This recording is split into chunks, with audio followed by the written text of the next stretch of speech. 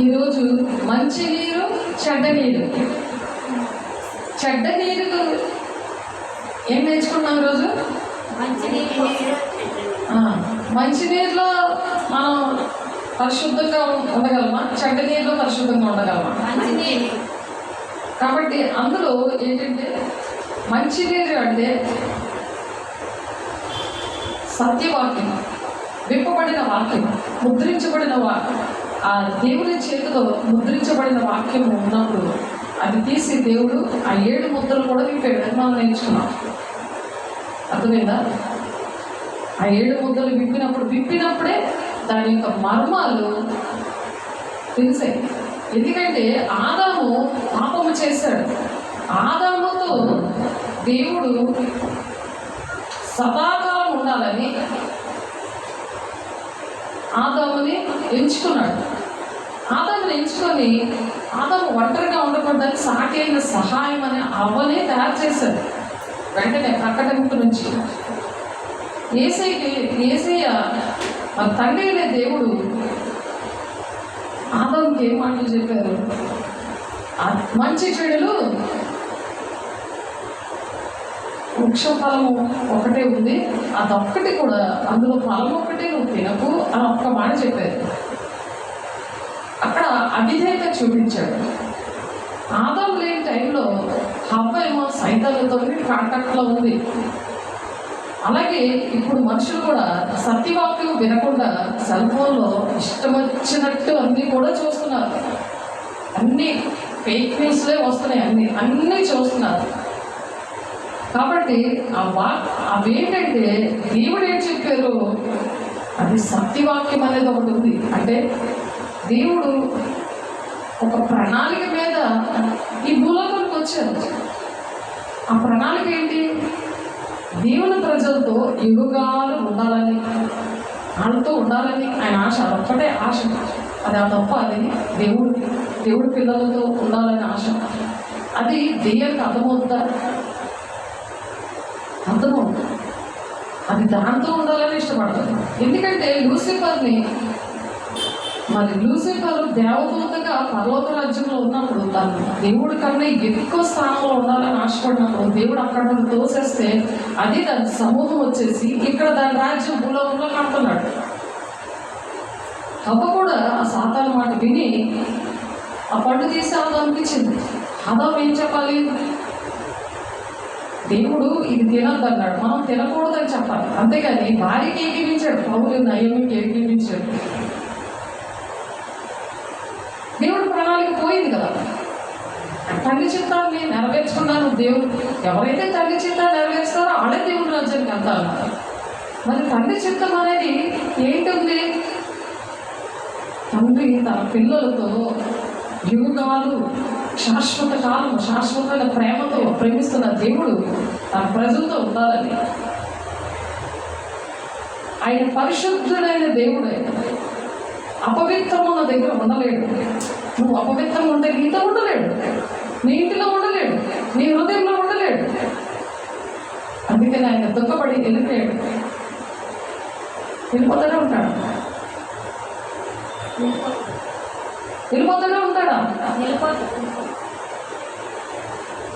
వెళ్ళిపోయి కూడా ఎంత ప్రేమించే దేవుడు అంటే మళ్ళా నేను వస్తాను, నా పిల్లల దగ్గర నేను వస్తాను అని చెప్పి మధ్యవర్తులుగా ప్రతి తరములో కూడా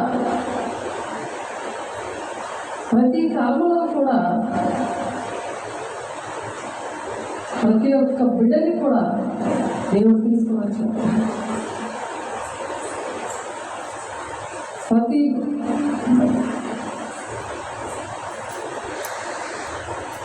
దేవుడు ఎప్పుడైతే తన ప్రణాళిక చొప్పున నడవాలని మనం ఆయన ఇష్టపడుతున్నారో, ఆయన ఇష్టంగా ఉన్నప్పుడే మన విషయంలో ఆయన బాధ్యత వహిస్తారు. ప్రతి తరంలో కూడా ఆయన క్షమించి మళ్ళీ ప్రతి తరంలో ఆయన డైరెక్ట్గా మాట్లాడేవాడు. ప్రతిరోజు కూడా ఆదామవ్వలతో డైరెక్ట్గా మాట్లాడే పరిస్థితి దూరం అయిపోయింది, కానీ విడిచిపెట్టలేదు. ప్రతి తరంలో ఒక్కొక్క ప్రవక్తని పెట్టి ఆయన ఆ ప్రవక్త ద్వారా మాట్లాడుతూ వచ్చారు. ఆఖరికి ఇర్మియా గారి ద్వారా ఇర్మియా 31వ అధ్యాయంలో ఉంటుంది. ఈ విషయాలన్నీ మీకు ముందు చెప్పాను. ఆయన ద్వారా యేసయ్య మరలా ఈ భూలోకానికి వస్తారు.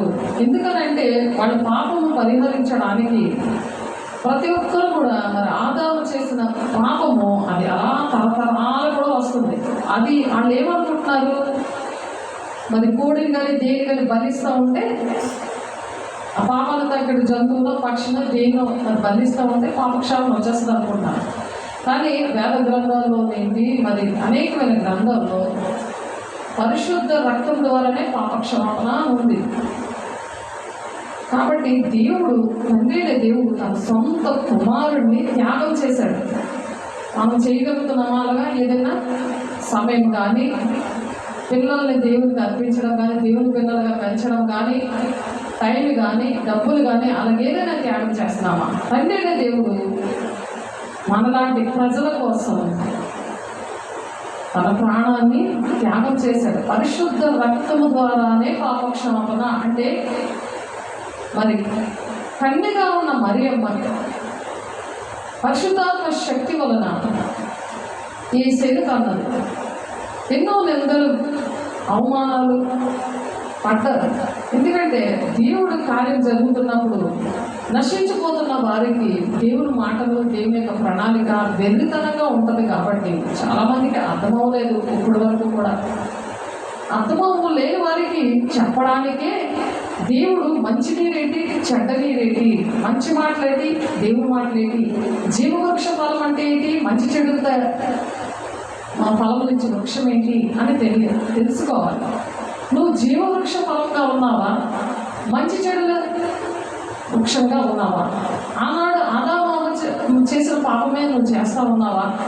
లేకపోతే జీవవృక్ష ఫలం ఏంటంటే ప్రతి నెల కూడా అది ఫలిస్తూ ఉంటుంది. ప్రతి నెల కూడా సంవత్సరం అంతా కాపు కాస్తుంది.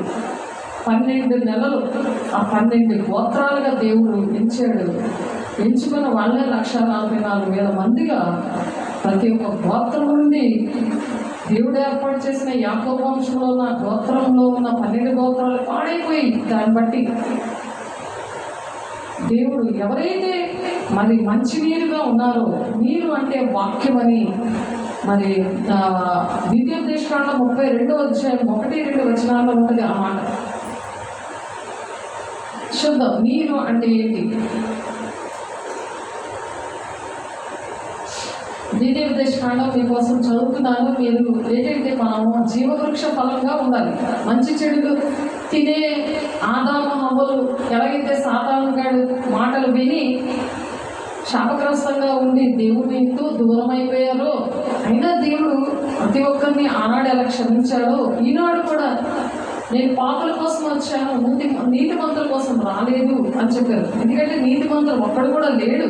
ఎందుకంటే మాట వినలేదు. దేవుడు ప్రాణం పెట్టి ఆయన పాపక్షమాపణించి మరి దేవుడు ఇప్పుడు కూడా పరిశుద్ధపరిచిన దేవుని మాటలు వినట్లేదు ఎవరు కూడా. ద్వితీయోపదేశకాండం 32వ అధ్యాయం 1-2 వచనాలు మీకోసం చదువుతున్నాను. బాగా మనసులోనూ హృదయంలో గుర్తుపెట్టుకోండి, ముద్రించుకోండి. ఆకాశ మండలమా చెవియొగ్గుము, నేను మాటలాడుదును. భూమండలమా నా నోటి మాట వినుము. ప్రకృతితో చెప్తున్నాడు ఆయన. ప్రకృతి వింటున్నప్పుడు కాళ్ళు చెవులు అన్నీ ఇచ్చాడు. వేసే రూపము ఇచ్చాడు. మరి వేసే గుణాలు కూడా పొందుకోవాలి కదా. గుణాలు పొందుకోవాలంటే వినాలి. వినటి వలన విశ్వాసం కలుగుతుంది. అవిధేయత అనేది ఉంటే మంచి నీరుగా ఉండరు, చెడ్డ నీరుగా ఉంటారు. ఎంత పరిశుద్ధపరచబడుతున్నా అంటే చర్చలకు వెళ్ళినా, కానుకనిస్తున్నా, వాక్యం ఎలా చెప్తుందో, దేవుడు ఏది చెప్తున్నారో అది తెలుసుకోకుండా ఆనాడు దేవుణ్ణి హింసించిన వాళ్ళు ఉన్నారు, దేవుని మాటలు విన్న వాళ్ళు ఉన్నారు. అంతా కలిసి బైబిల్లోనే ఉంది. బైబిల్లో మాటే ఇది అనుకొని అలా నడవడం కాదు. దేవుని మాటలు వినడాలి. అందులో అన్నీ తీసేసి అందులో ఉన్నవన్నీ కూడా అన్నాయి. మాట వినేటప్పుడు ఈ నష్టాలు జరిగాయి. మాట విన్నప్పుడు దేవుడు ఈ విధంగా దీవిస్తాడు, ఈ విధంగా వాళ్ళకి శ్రమలు వచ్చినా సరే ఆఖరికి దేవుని రాజ్యాన్ని వాళ్ళు ఈ భూలోకంలోనే కొడతారు, దేవునికి ఇష్టంగా ఉంటారు, ఆయన సొత్తైన ప్రజలుగా ఉంటారు, ఆయన రాజ్యంగా ఉంటారు అనే విషయాలు గమనించాలి. మనం నిర్గమకాండం 19:5-6 వచనాలు చూసాం కదా. ప్రకటన 1:6 ఆయన సొత్తైన ప్రజలు, ఆయన రాజ్యంగా ఉంటారు. ఆయన వాళ్ళే ఒక రాజ్యంగా ఉంటారు. ఆ పరలోక రాజ్యంగా ఉండి దేవుని సొత్తైన ప్రజలుగా ఉండి వాళ్ళు ఎక్కడికి వెళ్తే అందుకు దేవుడు జయిస్తాడు. ఉంటేనే అలా ఉంటేనే జయిస్తాడు. అర్థమైందా లేదా? అలా ఉంటాం ప్రభా అని జాగ్రత్తగా దుష్టుడు ముట్టకుండా తను తాను భద్రత చేసుకోవాలి. 1 యోహాను 5:17 ఉంటుంది, 16-17 అక్కడ ఉంది. అయితే నా ఉపదేశము వానవలే కురియును, నా వాక్యము మంచు వలెను, లేత గడ్డి మీద పడి చినుకుల వలెను, పచ్చిక మీద కురి వర్షము వలెనే ఉండును. ఇది పైనుండి వస్తుంది ఈ వాక్యం, అంటే దేవుని దగ్గర నుండి వస్తుంది వాక్యం. ఈ భూ సంబంధమైనది ఎలా ఉంటుంది? భూ సంబంధమైన మాటలు పలుకుతూ ఉంటారు. అంటే ప్రవచించిన, ప్రార్థన చేసిన, వాక్యం చెప్పిన భూ సంబంధమైన వాటి కోసమే బోధిస్తారు. అంటే శరీర సంబంధమైన బోధ. ఆనాడు శాస్త్రుల పరిశీలు, సదువుకైలు వీళ్ళందరూ కూడా అటువంటి బోధ చేశారు. దేవుని బిడ్డలుగా ఉన్నప్పుడు ఏ బోధ వింటున్నాం?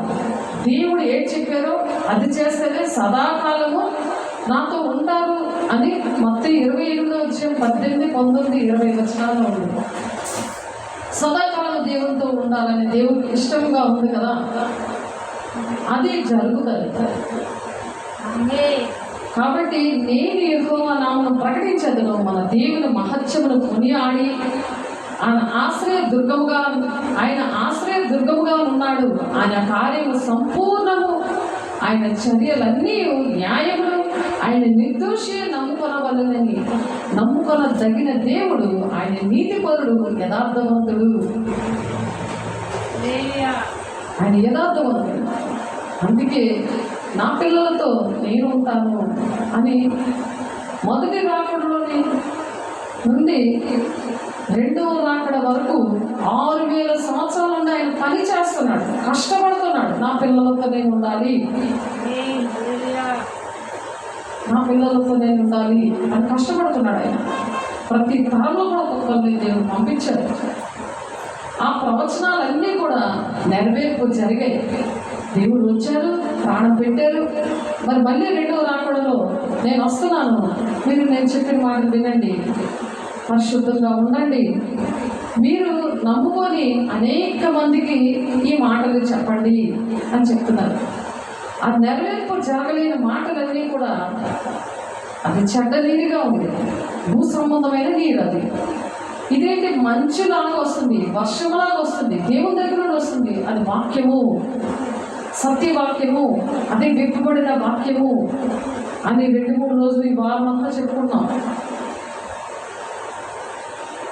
కాబట్టి ఈ వాక్యము, సత్యవాక్యం మనం ప్రకటించాలి. అందుకే 1 కొరింథీ 15:27-28 ఏంటంటే, దేవుడు సమస్తమును క్రీస్తు పాదముల క్రింద, దేవుడు సమస్తం ఏం చేశారంట? క్రీస్తు పాదముల కింద లోపరిచి ఉండేను. తండ్రి యొక్క దేవుని పాదముల కింద లోపర్చించాడు. మనుషులు ఏంటంటే ఆ సొంత బోధ చేస్తారు, మనుషులు కల్పించిన పద్ధతులు, అవే దైవోపదేశాలని. వ్యర్థమైన ఆరాధన చేయకూడదు. ఆ వ్యర్థమైన ఆరాధనే చెడ్డలేరు. దాని ద్వారా పరిశుద్ధత రాదు. మనం పరిశుద్ధంగా ఉంటేనే దేవుని రాజ్యానికి వెళ్తాం, దేవుని రాజ్యాన్ని కడతాం. పరలోకమందున మా తండ్రి మీ నామం పరిశుద్ధపరచబడి కాక, మీ రాజ్యం వచ్చిన కాక, పరలోకమందు నెరవేరినట్టు భూలోకమందు కూడా నెరవేర్చబడిన కాక. అంటే పరలోక రాజ్యం అనేది మన భూలోకంలోనే మనం కట్టాలి. అనేకమైన బిడ్డల్ని దేవుని రాజ్యంగా చెయ్యడానికి మంచి నీరులో మనము మంచినీరు కలిగి మనము పరిశుద్ధంగా ఉండాలి. మంచినీరు అంటే దేవుడిచ్చిన మాటలు, తండ్రి యొక్క చిత్తం, తండ్రి యొక్క ప్రణాళిక. ఆయన ఏం చెప్పారు, ఎందుకు బాధపడుతున్నాడు, ఆయన మనసులో ఏంటి వేదన ఉంది, ఎందుకు మనల్ని సృష్టించారు, ఏం చేయమని చెప్తున్నారు, ఈ విషయాలన్నీ గమనించుకొని మనం ఒక రాజ్యంగా ఉండి దేవుని యొక్క రాజ్యంగా అనేకమైన ప్రజలతో కూడి ఉన్నదే సమూహమే సీయోను. కాబట్టి ఆ దేవుని సన్నిధి అక్కడికి వస్తుంది, దేవుడు అక్కడికి దిగి వస్తాడు. కాబట్టి 26వ వచనంలో కడపటి నశింపజేయబడు శత్రువు మరణము అందగా. కడపట నశింపజేయు శత్రువు. మరి సాతాన్ని దేవుడు వాడిని చితగొడతాడు. వాడికి ఏ ఆర్డర్స్ లేకుండా దేవుడు జయం పొందుకుంటాడు. అందుకని దేవుడు ఏం చెప్తున్నారు, దేవుడు సమస్తమును క్రీస్తు పాదముల కింద లోపరిచి ఉన్నాడు, సమస్తమును లోపరచబడి ఉన్నదని చెప్పినప్పుడు ఆయనకు సమస్తమును లోపరిచిన వాడు తప్ప సమస్తమును లోపరచబడి ఉన్నదన్న సంగతి విశుద్ధమే. తండ్రికి సమస్తము లోబడి ఉంది కాబట్టి తండ్రి చిత్తాన్ని మనం నెరవేర్చాలి. తండ్రి చిత్తాన్ని కుమారుడు నెరవేర్చాడు. ఎలాగ మనం నెరవేర్చాలో మనకు చేసి చూపించాడు ఆయన. దేవుని మహిమంతని విడిచిపెట్టి నువ్వు దేవుడు నాయన నువ్వు చేస్తావు, మేము ఎలాగ చేస్తావు అని అంటామని తన మహిమంతని తండ్రి దగ్గర విడిచిపెట్టి మానవుడిగా ఈ భూలోకానికి వచ్చి ఆయన చేసి మీరు ఇలా చెయ్యండి అని చేసి చూపించడానికి తండ్రి దేవుడికి విధేయత చూపించాడు యేసయ్య. విధేయత చూపించి దేవుడు మాటలనే విప్పబడిన వాక్యముతో ఆయన బాప్తిసం తీసుకున్నాడు. ఆ విప్పబడిన వాక్యం అనేతోనే మరి పరిశుద్ధాత్మ వరం పొందుకొని ఆయన ఆ శక్తితోనే ఆ దేవుని మాటలు పరిశుద్ధాత్మ శక్తితో ఆ మాటలు అన్నీ కూడా బోధించి దాని ప్రకారం నడిచి ఎలాగ దేవుని మళ్ళీ రెండవ రాకడలో నేను వస్తాను, నేను తండ్రి చిత్తాన్ని నెరవేర్చి మరి ఆ 7 మాటల్లో కూడా యేసయ్య చనిపోయినప్పుడు చెప్తారు, నా ఆత్మను నీకు అప్పచెప్తున్నానయ్యా అన్ని ముగించి తండ్రి చిత్తాన్ని నెరవేర్చి ఆయన ఎలాగైతే మరి ఆత్మను దేవుడికి తండ్రికి అప్పచెప్పాడో అలాగే మనము కూడా ఒక రాజ్యముగా ఉండి మనం చేసి ప్రతి ఒక్కరికి కూడా ఆత్మని ప్రతి ఒక్కరికి మనం నేర్చుకున్న మాటలు ఆ మంచినీళ్ళలో మనం పరిశుద్ధపడిన విషయాలన్నీ కూడా అందరికి వివరించి వాళ్ళు కూడా ఒక రాజ్యంగా కట్టి దేవుని రాజ్యం సిద్ధపరిచే వారిగా ఉండాలి. అలా ఉంటే దేవుడు అటువంటి వారిని ఇష్టపడుతున్నాడు. అటువంటి వారు ఉండాలని దేవుడు ఇష్టపడుతున్నాడు. తండ్రి చేత ఆయన నెరవేర్చి చూపించారు కాబట్టి మరి మోషే గారు అయితే అలాగే మరి కానానికి నడిపించాడు, ఎంతో శ్రమ పడ్డాడు. కానీ నువ్వు చూస్తావు కానీ అందులో చేరలేవు అని చెప్తారు. హెబ్రీయుల 3వ అధ్యాయంలో 3 నుంచి 5 వచనాలు ఉంది. ఆయన శ్రమ పడ్డాడు కానీ కానాను చేరలేవు అని చెప్పారు.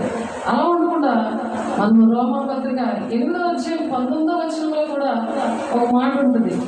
రోమాపత్రిక 8వ అధ్యాయం 19వ వచనంలో దేవుడు కుమారుల ప్రత్యక్షత కొరకు సృష్టి మిగిలిన ఆశతో తేరు చూచుచూ కనిపెట్టుచున్నది. ఒక నూతన సృష్టిగా మార్చబడాలి, నూతనమైన జనాంగంగా మార్చబడాలి, నూతనమైన జన్మ, నూతనమైన ఆత్మ. అందుకని యోహాను సువార్త 3వ అధ్యాయం 3 నుండి 5 వచనాల్లో నీటి మూలంగా ఆత్మ మూలంగా జన్మిస్తున్నా కానీ దేవుని రాజ్యంలో ప్రవేశం లేదు అని ఉంది. అందుకని నూతన సృష్టిగా ఉండాలని ఇక్కడ రోమా 8:19వ అధ్యాయంలో ఉంది. అది ప్రకటన 21వ అధ్యాయము 1-2 వచనాల్లో ఉంది అన్నమాట. నూతన సృష్టి, కొత్త ఆకాశము, కొత్త భూమి. అంటే పాతవి గతించిపోవాలి. పాత బోధలు, పాత మాటలు అవన్నీ కూడా మరి మోషే ధర్మశాస్త్రం ప్రకారం వాళ్ళు బోధిస్తూ వచ్చారు. శాస్త్రులు, పరిశీలు, సత్తులు అందరూ బోధిస్తూ వచ్చారు. కానీ యేసయ్యను రిజెక్ట్ చేశారు. యేసయ్య మన కోసం ప్రాణం పెట్టారు, ఆయన మనతో సదాకాలం ఉండాలని ఆశపడుతున్నారనే విషయాలు ఇప్పటికీ కూడా ఎవరికి అర్థం కాలేదు. కాబట్టి మనం కుమారుడు ఏ విధంగా తండ్రికి విధేయత చూపించి తండ్రి మాటలు గైకొన్నాడో, తండ్రి చిత్త నెరవేర్చి దేవుని రాజ్యానికి వెళ్ళాడో, ఆ విధంగా మనం కుమారుడు లాగా, యేసయ్య కుమారుడు కదా, తండ్రికి యేసయ్య కుమారుడు కదా, కుమారుడు ఎలాగైతే విధేయత చూపించాడో అలా మనం విధేయత చూపించాలి. మరి అలా విధేయత చూపించి అందరిని ప్రేమించి అందరికీ ఈ మాటలు చెప్పాలి. ఆ మాటలు చెప్పడానికి దేవుడు ఇష్టపడుతున్నారు. ఎఫెసీ 6వ అధ్యాయం 8 నుండి 11 వచనాల్లో అలా చేయాలంటే సత్యం అనే గట్టి కట్టుకోవాలి. మనం పోరాడున్నది శరీరంతో కాదు, దురాత్మల సమూహంతో పోరాడుతున్నామని. ప్రతి ఒక్క మనిషిలో దేవుని మాటలు వినకుండా ఉన్నప్పుడు ఆదాము అవ్వలకి ఏ దుష్టుడైతే శోధించాడో, దేవునితో సహవాసం లేకుండా చేశాడో, అలాగే సత్యవాక్యమైన దేవుని మాటలు తెలియకపోతే మరి ఆ దురాత్మల సమూహముతో మనము పోరాడడానికి అవ్వదు. దుష్టుడితో పోరాడాలంటే ఏది కావాలి? సర్వాంగ కవచాలు కావాలి. అది కూడా మనము చెప్పుకున్నాం. కాబట్టి వాక్యంతో మనం పోరాడాలి. ఆ 12 వచనాల్లో కూడా ఆ మాటలు ఉంటాయి. యోధా ప్రజల మాట దేవుని మాటలు. మరి ఆ యోధా ప్రజల మాట ఏంటంటే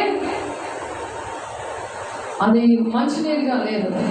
ఇప్పుడు దేవుని మాటలు మంచినీరుగా ఉన్నాయి. అలా మనం ఉండాలని దేవుడు ఆశపడుతున్నారు.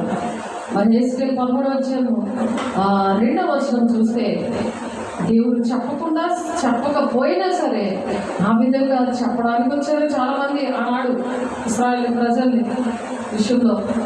చూద్దాం ఆ మాట. హెస్కేలు 13వ అధ్యాయం. హెస్కేలు ఆ మాటలు వింటే బాగా అర్థమవుతాయి. హెస్కేలు 13వ అధ్యాయం 2వ వచనం చూద్దాం.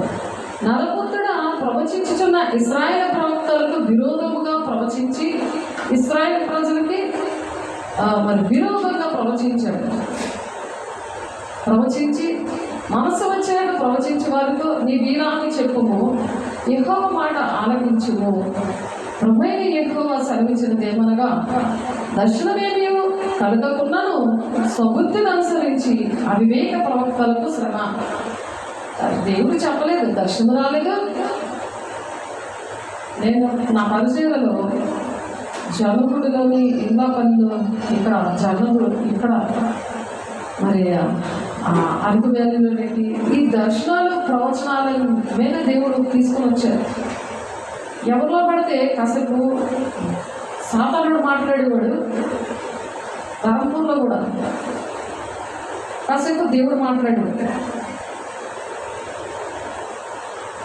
అది గ్రహించడం అనేది దేవుని యొక్క మాటలు తండ్రి చిత్తాలను నెరవేర్చిన వాళ్ళే వివేచన వాళ్ళు ఇస్తారు. దేవుడు అలా గ్రహించగలరు. ఇక్కడ ప్రభువైన యెహోవా సెలవిచ్చినదేమనగా, దర్శనమేమీ కలగకున్నాను స్వబుద్ధిని అనుసరించి అవివేక ప్రవక్తలకు శ్రమ. అవివేకంగానే వాళ్ళు దేవుల్లో లేరనుకో, మామూలుగా దేవుని సన్నిధికి వచ్చినప్పుడు ప్రార్థన చేసినప్పుడు ప్రవచనాలు దర్శనాలు వస్తాయి. అంటే మనం మానవులు ఆడుతూ ఉన్నప్పుడు, ఇప్పుడు పౌలుకి చూడు రాత్రి మంచి దర్శనాలు వచ్చి ఉదయం వచ్చేసరికి ఇంకొకలా మాట్లాడేవాడు. అంటే శరీర సంబంధంగా మాట్లాడినప్పుడు శరీర సంబంధంగా దర్శనాలు వస్తాయి. సాతాను కూడా దర్శనాలు వస్తాయి. గట్టిగా అడిగేసరికి అవి ఏంటి, ఎవరు మాట్లాడుతున్నారు అని మాట్లాడేసరికి అప్పుడు సాతానని మనకు అర్థమైంది. అందుకనే ఆఫ్ చేస్తాం. అలాగే ఎస్తేరు కూడా అలాగే వినిత వాళ్ళ ఇంటికి వెళ్ళినప్పుడు అలాగే మాట్లాడుతుంది. ప్రవచనం చెప్తుంది శారీరకంగా. వినిత దాని విషయంలో కూడా చాలా నిందలు వేసింది. అలాగే ధర్మపూర్లో కూడా నేను లూసిఫర్ అని మాట్లాడింది. రత్న అమ్మాయిలోకి వచ్చింది. ఆమె ఎలమంచి నుండి వచ్చింది. రత్న అమ్మాయి వచ్చి అలా మాట్లాడింది. ముందు యెహోవా ఆత్మ వచ్చింది, చాలా బలం వచ్చి అది కరెక్ట్గా మాట్లాడింది. ఎందుకంటే ఏం మాట్లాడినా దేవుని మాటలకి సరిపోవాలి.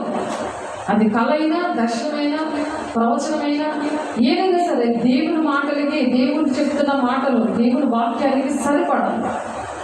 అందుకే ఇక్కడ ఏం చెప్తున్నారంటే యెహోవా సెలవిచ్చినది ఏమనగా, యెహోవా దేవుడు చెప్తున్నారు ఏంటది, దర్శనమేమీ కలగకుండాను స్వబుద్ధిని అనుసరించి అవివేక ప్రవక్తలకు శ్రమ. అది శ్రమ దేవుడు అవరాలించినప్పుడు లోకంలో ఆ సినిమాలు చూసేవారు. ఆ రత్నాల అమ్మాయి, ఎలమంచుల అమ్మాయి సినిమాలు చూసుకునేది, మళ్ళీ ప్రవచనాలు చెప్పింది. మామూలుగా దేవుడు భక్తులు ఉన్నప్పుడు చెప్పేది. దేవుని పరిశుద్ధంగా లేకపోతే, అంటే మంచి నీరులో నువ్వు కడగకపోతే, దేవునితో నువ్వు కాంటాక్ట్ లేకపోతే ప్రవచనాలు, శరీర సంబంధమైన ప్రవచనాలు వస్తాయి. ఆత్మ సంబంధమైన ప్రవచనాలు ఏంటంటే దేవుడు యొక్క హృదయంలో ఏ వేదన ఉంది, ఆయన సదాకాలం మనతో ఉండాలని ఆశపడుతున్నాడు. మనం మంచి చెట్టులా ఉండకుండా జీవవృక్షాలు ఫలించే చెట్టులా ఉండడానికి దేవుడు మాటల మీద బ్రతకాలి. ఆయన వాక్యమే బ్రతికిస్తుంది నన్ను అని దేవుని మీద ఆనుకొని ఉండాలి. కానీ మనుషుల మీద ఆనుకొని ఉంటే, దేవునితో సహవాసం లేకుండా, దేవునితో మాట్లాడే అనుభవం లేకుండా, ప్రార్థన జీవితం లేకపోతే, వాక్యం అనేది హృదయంలో మనసులో ముద్రించుకోలేకపోతే, దాన్ని కంఠస్థం పెట్టకపోతే వచ్చే నష్టాలు, వాళ్ళకి శ్రమ అంటున్నారు. అలాంటి నీ సొంత ఆలోచనతో నువ్వు దర్శనాలు చూడటము, ప్రవచించడం అని చెప్తే నీకు శ్రమ అని చెప్తున్నారు. అక్కడ ఇశ్రాయేలు ప్రజల విషయంలో ఇలా జరిగింది. ఇశ్రాయేలీయులారా, మీ ప్రవక్తలు పాడైన స్థలంలో నుండి నక్కలతో సాటిగా ఉన్నారు. నక్కల్లా ఉన్నారంటాడు, కొంత నక్కల్లా అహంకారంగా ఉంటారు. అలాగే అహంకారం ఏది ఉన్నా సరే, దేవుడు ఏ వరాలు ఇచ్చినా సరే శరీరానుసారంగా అహంకారం చూపించకూడదు. దీన మనసుతో ఉంటేనే దేవుడు నివసిస్తాడని యెషయా 57:15 ఉంది. ఆ దీన మనసుతోనే ఉండాలి. మన ద్వారా దేవుడు ఎన్ని కార్యాలు చేసినా, ఎన్ని మంచి సాక్ష్యాలు మనకు ఉన్నా, అది దేవుడు చేస్తున్నాడు కానీ మనం చేయట్లేదు. మనల్ని ఒక పాత్రగా వాడుకుంటాడు అంతే. ఎప్పుడైతే అహంకారం వచ్చిందో సాతానుడు అక్కడ ఉంటాడు. లూసిఫర్కి జరిగిన విషయం అదే, అహంకారం. మనం ఏ విషయం కూడా అహంకారం అనేది రాకూడదు. దేవుని యొక్క ప్రేమే ఉండాలి మనుషులు. దేవుడు ఎలా ప్రేమగా ఉండి ప్రేమించి క్షమించి అని దీవించి దీన మనసుతో తల్లి చిత్తాన్ని నెరవేర్చాలని ఒక ఆశ కలిగి ఉన్నాడు. అలాగా మనం ఉండాలి. అలా అప్పుడు యెషయా 57:15 ప్రకారము దీన మనసులు గల వారి దగ్గర నేను నివసిస్తున్నాను అంటాడు. కాబట్టి ఇక్కడ ఇశ్రాయేలీయులారా, మీ ప్రవక్తలు పాడైన స్థలములలో నక్కలతో సాటిగా ఉన్నారు. యెహోవా దినమున ఇశ్రాయేలు యుద్ధమందు స్థిరముగా నిలిచినట్లు మీరు గోడలలో ఉన్న బేటల దగ్గర నిలువరు, ప్రాకారమును దిట్టపరచరు. వారు వ్యర్థమైన దర్శనములు చూచి, అబద్ధపు సోదరి చూచి, యెహోవా తమను పంపకపోయినా తాము చెప్పిన మాట స్థిరమని నమ్మునట్లు ఇది యెహోవా వాక్కు అని చెప్తారు. సోదరి చెప్తుంటారు కదా, చిలక దోషం అని చెప్తారు, హిందువులు అలా చెప్తారు. ఇక్కడ దేవుడి పిల్లలు కూడా ఇది యెహోవా వాక్కు అని జోడించి ఆ సొంత మాటలు శరీరమైనవి ఉంటాయి కదా, ఇల్లు కట్టడం, పెళ్ళిళ్ళు చేయడం, పిల్లలు ఇవన్నీ కూడా చెప్తా ఉంటారు. నేను సెలవికపోయాను, ఇది యెహోవా వాక్కు అని నేను చెప్పిన ఎడల మీరు కనినది వ్యర్థమైన దర్శనము కదా. మీరు నమ్మదగిన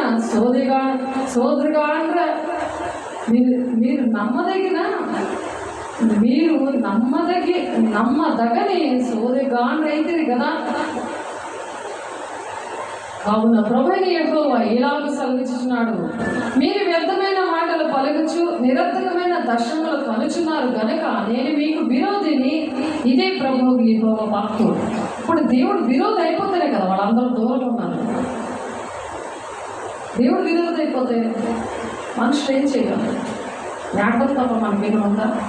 వాళ్ళు సరి చేసుకోవాలి కదా. శరీరానుసారంగా దుఃఖం పెట్టుకొని, శరీరానుసారమైన అవసరాలు కావాలని కోరుకొని, మాకు ఇవి జరగలేదు, మేము ఎందుకు రావాలి దేవుడి దగ్గరికి? వీళ్ళకి దేవుడు విరోధి అయిపోయాడంట. ఆ మాటలు బాగా గమనించుకొని మనం నిలబడి ఇంకొకరికి చెప్పాలి.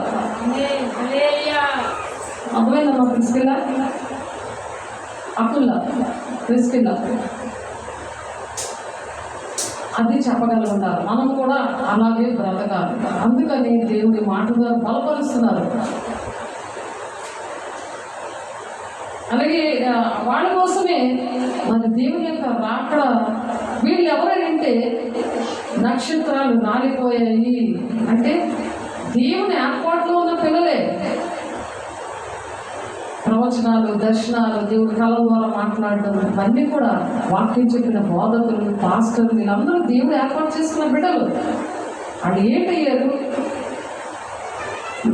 వాళ్ళు రాలిపోయారని ఉంది వాక్యం. 24 వచ్చేమో మత్తయి సువార్త 24 వచ్చేమో 29 వచనంలో ఉంది అన్నమాట. కాబట్టి మనం దేవుడు ఉచితంగా మనకి ఈ నీరుని ఇచ్చాడు. ఉచితంగా. డబ్బులు ఏమైనా ఇస్తున్నామా? దేవుడు ఈ మాటలు మనకి ఇస్తున్నారంటే దేవుడు డబ్బులు ఏమైనా ఇస్తున్నామా? దేవుడు నువ్వు డబ్బులు ఇస్తేనే నేను ఈ మాట పలుకుతాను అని అంటున్నాడా? ఉచితంగా ఇచ్చిన ఈ మంచి నీరుని మనము అనేక మందికి ఇది పంచాలని దేవుడు మనం ప్రేమించి ఇచ్చాడు. లేకపోతే మనకు తెలుసా? ఇది మనకేమైనా తెలుసా ఈ విషయాలు? దేవుడు చెప్పకపోతే, దేవుడు నడిపించకపోతే, రోమ 8:14 ఉంటుంది. ఎంతమంది అయితే దేవుడు నడిపించబడతారో వాళ్ళే నా కుమారులు, నా కుమార్తెలు అని అంటుంటే, నేను కూడా నీ కుమార్తెనే. కాసేపు సైతాన్ గారు మాట వింటాను. పుల్లి కాలంలో నేను స్నానం చేసి వస్తాను, తర్వాత మంచి నీళ్ళతో స్నానం చేస్తాను. నేను దేవుని బిడ్డనే, దేవుని నమ్ముకున్నాను అంటే బాగుంటుందా? వినడానికి బాగుందా? ఎవరైనా పక్క పుల్లి నీళ్ళతో స్నానం చేసిన వాళ్ళని మరి దేవుడి ప్రేమ ఆమె కూడా ప్రేమిస్తానంటుంది. ప్రతి పాపని ఎంత పాపం చేసినా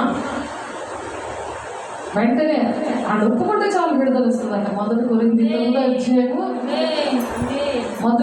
మొదటి యోహాను 1వ అధ్యాయము 9-10 వచనాల్లో ఉంటుంది ఆ మాట.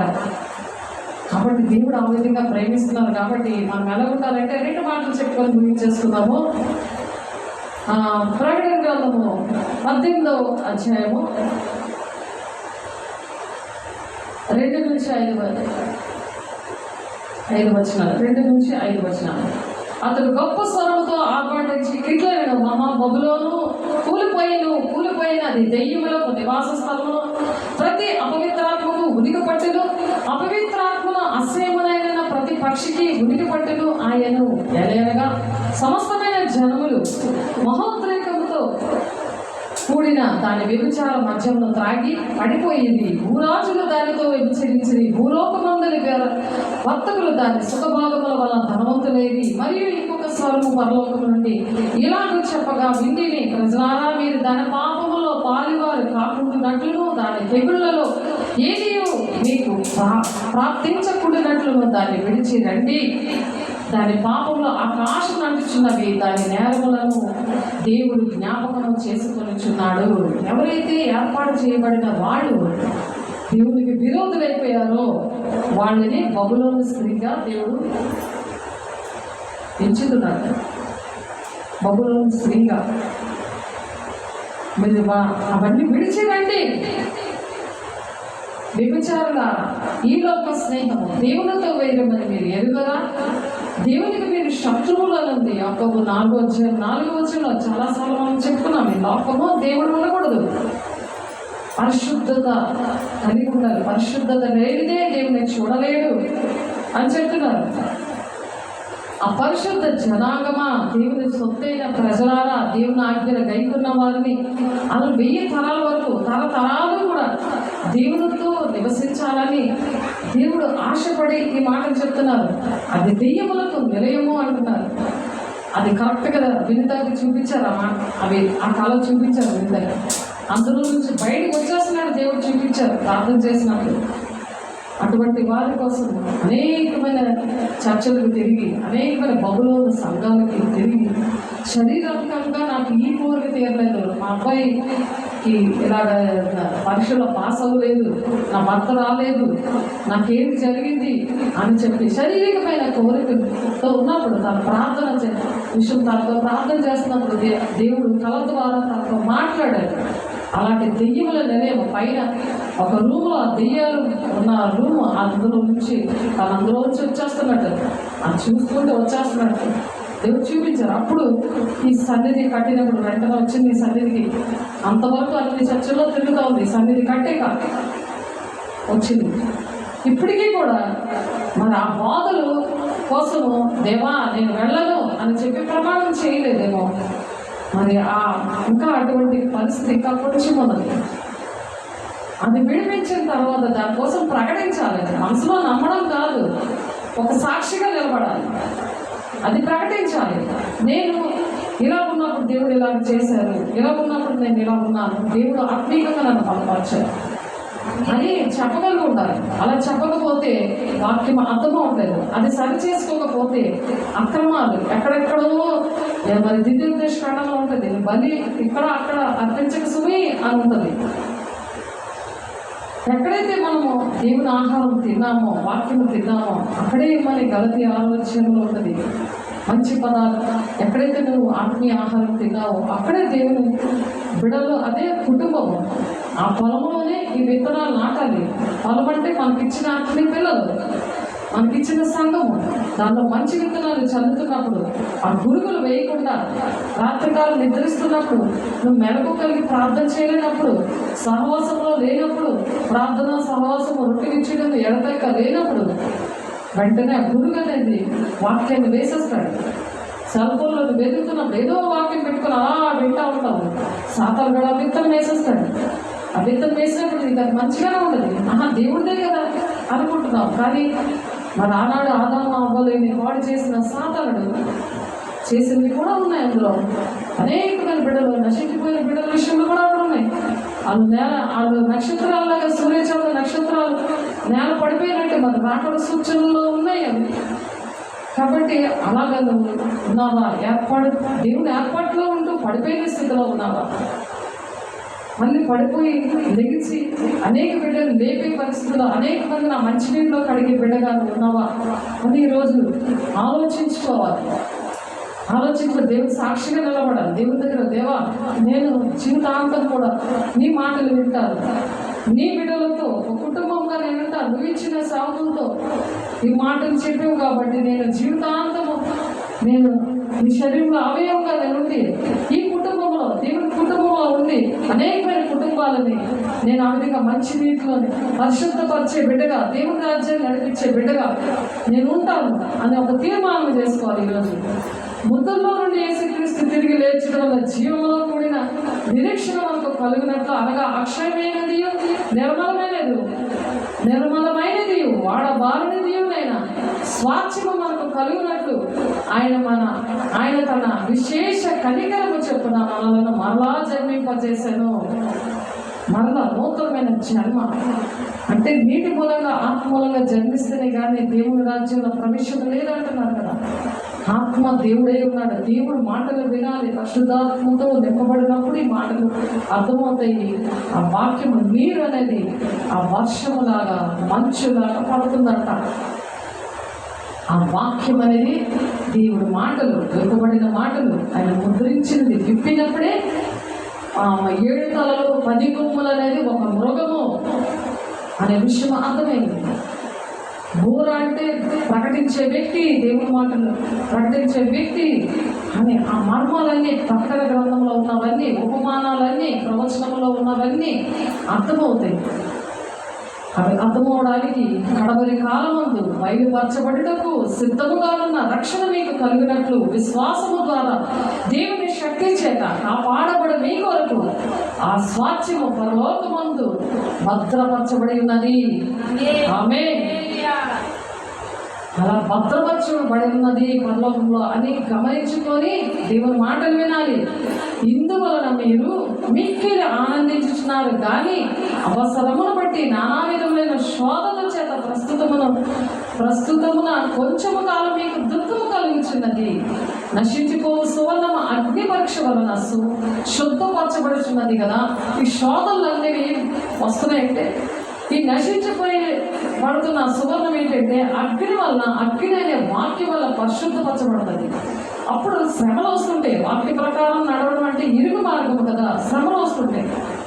దానికి అది సువర్ణం ఏంటంటే అగ్ని వల్ల పరిశుద్ధపరచబడుచున్నది కదా. దానికంటే అమూల్యమైన మీ విశ్వాసము ఈ శోధనల చేత పరీక్షకు నిలిచినదై యేసుక్రీస్తు ప్రత్యక్షమైనప్పుడు మీకు మెప్పును, మహిమయు, ఘనతయు కలుగుటకు కారణమగును. దేవుని వైపు కోరాలి. దేవుని ద్వారా మనకి ఘనత రావాలి. నా బిడ్డ అని చెప్పగలిగి ఉండాలి. అది దేవుడు ఆశపడుతుంది. అటువంటి పరిస్థితులు మనందరికీ కలగాలిగాక. మరి అనేక మందికి మాటలు చెప్పడానికి మరి జీవవృక్ష ఫలం వలె మంచి నీరుతో పరిశుద్ధపరచబడే బిడ్డలుగా మరి దేవుని రాజ్యాన్ని కట్టే బిడ్డలుగా దేవుడు మనల్ని ఆశీర్వదించి పంపిస్తున్నందుకు దేవుడికి వందనాలు స్తోత్రాలు చెల్లిస్తూ ప్రార్థన చేస్తున్నాం. మహిమ గల దేవ అభిషక్తులని కోట్లాది వందనాలు స్తోత్రాలు చెల్లిస్తున్నాం. ప్రభా నా వాక్యాన్ని నూరంతలుగా మా హృదయంలో ఫలింప చేసి ఇంకా ఎవరైతే వింటున్నారో ప్రభు అయా యూట్యూబ్ పరిచయాలను బట్టి నీకు వందనాలు స్తోత్రాలు ప్రభు. ప్రతి ఒక్క బిడ్డని వింటున్న బిడ్డను దీవించండి, ఆశీర్వదించండి. నూరంతులుగా వాక్యాన్ని ముద్రింపచేసి ఆటంకపరుస్తున్న ప్రతి దురాత్మ శక్తులారా యేసు నామములో కాల్చి బూడి చేస్తున్న యేసు నామములో నీ మహిమగల నామంలో, నీ శక్తి గల నామంలో, నీ ప్రేమ గల నామంలో దృష్టిగా ఆటంకాలన్నీ మేము తొలగించినాను. నీ రాజ్యాన్ని కట్టే బిడ్డలుగా ప్రభు నశించిపోతున్న బిడ్డలు వెతికి రక్షించడానికి అయ్యా మీరు భూలోకానికి వచ్చి అవన్నీ చేసి చూపించి మీ మాటల వల్లనే మేము బ్రతుకుతామని ప్రభు.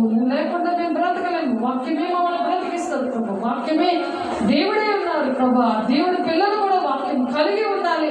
ఆ వాక్య ప్రకారం నడిచిన వారిని కుమారులు నీ కుమార్తెలు అంటున్నా ప్రభు. ఏ ఒక్కరు నశించుకోవడం నీకు ఇష్టం లేదు కాబట్టి ప్రభా అయా ప్రతి ఒక్కరు నాయన గ్రహించి నాయన వారి పరీక్షించుకొని అయా మనుషుల్ని చూడకుండా నిన్ను చూసి బ్రతికే ప్రతి ఒక్కరికి అనుగ్రహించి మహిమ ఘనత ప్రభావాలు మీరొక్కరే పొందుకుంటున్నాను. వందనాలు స్తోత్రాలు చెల్లిస్తూ వేసే పరిశుద్ధ నామములో బ్రతిమలాడి వేడుకుంటున్నాము తండ్రి. ఆమేన్. తల్లి యొక్క దేవుని కుమారుని యొక్క కృప పరిశుద్ధాత్మ యొక్క నిత్య సహవాసము సహకంలో లోక పరిశుద్ధులకు మరి విన్న వాక్యాన్ని అయా విని అవలంబిస్తున్న ప్రతి ఒక్క బిడ్డకి సదాకాలము తోడేండి నడిపించిన గాక. ఆమేన్. God bless you. దేవుని నామములో వందనాలు. అమ్మా ఇది ముందే ఆగిపోయింది. ఇప్పుడు ఆగింది. ఇప్పుడు అలా చెప్పు. ఇప్పుడు ఆగింది. మర్చిపోయి